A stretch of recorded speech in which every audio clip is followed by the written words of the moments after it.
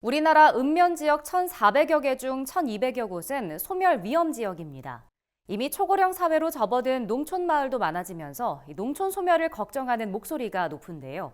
이 같은 문제 해결 방안을 모색하기 위한 토론회가 최근 서울에서 열렸습니다. 토론회에 참석한 전문가들은 살기 좋은 농촌을 만들기 위해 과학기술을 적극 활용해야 한다고 강조했습니다. 진주영 기자가 전해드립니다. 통계청에 따르면 2022년 기준 우리나라 농촌의 고령화율은 25%, 고령 인구 비율이 20%가 넘으면 초고령 사회로 분류되는데 이미 우리나라 농촌 지역은 초고령 사회인 겁니다.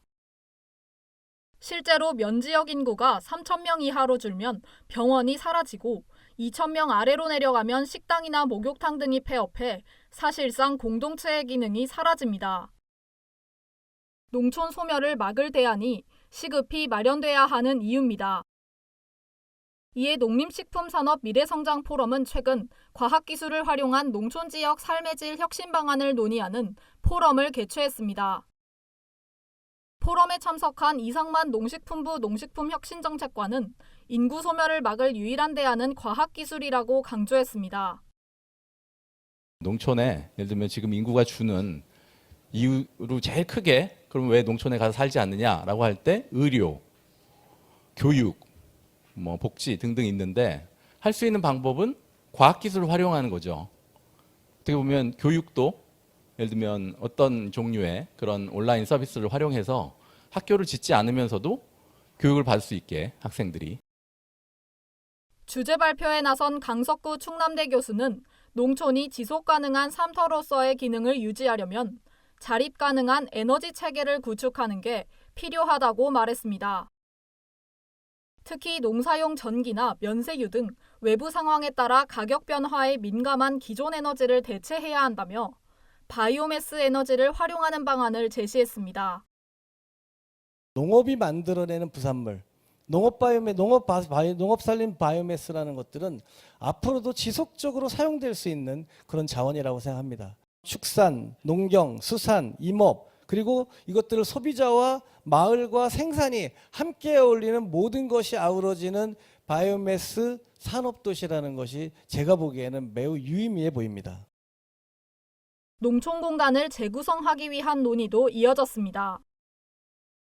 지난 3월 말부터 본격 시행된 농촌공간 재구조화법에 따라 현재 139개의 시군이 농촌공간 재정비를 위한 시행계획을 준비 중인 상황입니다. 이에 대해 한희철 삶의질정책연구센터장은 지역 주민들이 농촌공간 재정비를 위한 과정에 직접 참여할 수 있도록 권한과 책임을 부여해야 한다고 강조했습니다. 가장 중요한 게 주민 참여죠. 지방에서 활동하는 그룹에 권한과 책임을 부여하고 사업을 추진시키고 그 운영 방안까지 권한과 역할과 책임을 부여하는 게 굉장히 중요한 일이라고 생각됩니다. 한편 과학기술을 활용해 농촌 환경을 개선하는 과정에서 농촌다움을 유지하기 위한 고민이 필요하다는 의견도 나왔습니다. 우리가 생각하는 개발이 지금까지 생각했던 개발이 그런 아름다운 아니면 매력적인 농촌을 만드는 것인지 농촌의 아름다움, 농촌다움으로 얘기되는 이 부분들을 유지하기 위해서 어떻게 과학기술을 활용할까에 대한 부분들은 이야기를 많이 하지 않아서 그 부분에 대한 것들이 좀 고민이 필요한 것 같고요. 이 같은 의견에 김보람 농식품부 농촌공간계획과장은 도시민과 농촌주민 모두를 고려해 스마트 기술을 활용한 적합한 정책 모델을 개발하는 데 힘쓰겠다고 밝혔습니다. NBS 진주영입니다.